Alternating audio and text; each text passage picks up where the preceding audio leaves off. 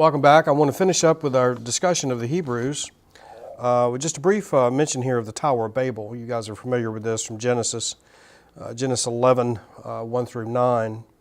Babel refers, of course, to Babylon, the ancient Sumerian, well, it's actually past the time of Sumer, I suppose, but ancient Mesopotamian city.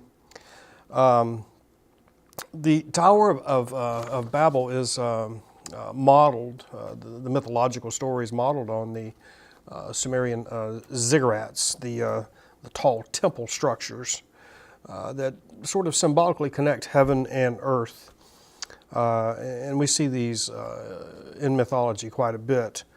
You may remember in Genesis 28 in Jacob's dream, there's a ladder extending to the heavens.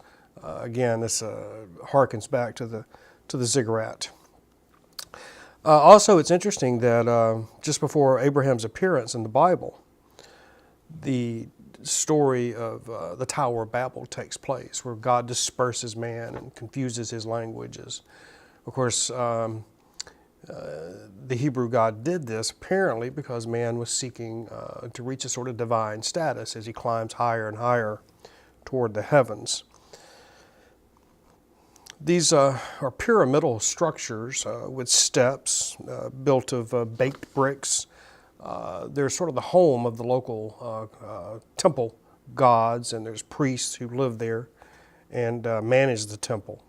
It's a religious center from which the Mesopotamian city sort of takes its identity. And again, this is a common mythological theme. The sort of mythical mountain of God, if you will.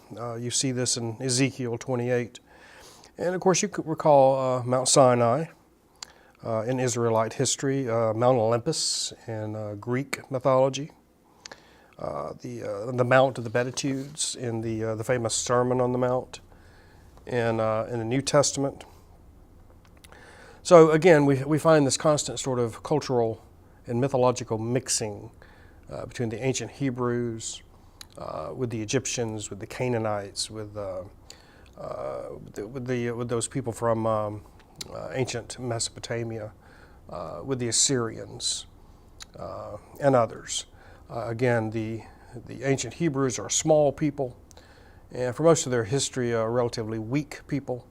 There's that sort of one golden era in Hebrew mythology / history concerning David and the United Kingdom. But nevertheless, it would appear that much of the Hebrew mythology is created to give them a distinct identity, different from these larger, more powerful entities that surround them in the east, the north, and the west. So, I want to say one last thing here as we close this section on ancient Hebrews.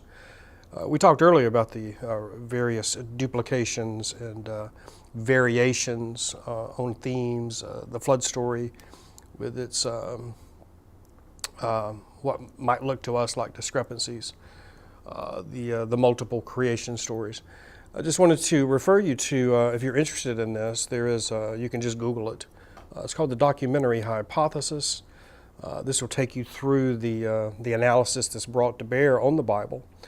This began in 19th century Germany, where biblical scholars began a very close reading of the biblical text and discovered what they believed to be the evidence of multiple authors. So if you're interested in this, it's easy to locate. Just Google the documentary hypothesis in Genesis, and it should take you straight to it. So we're going to end there with the Hebrews, and I'll see you next time. Thank you.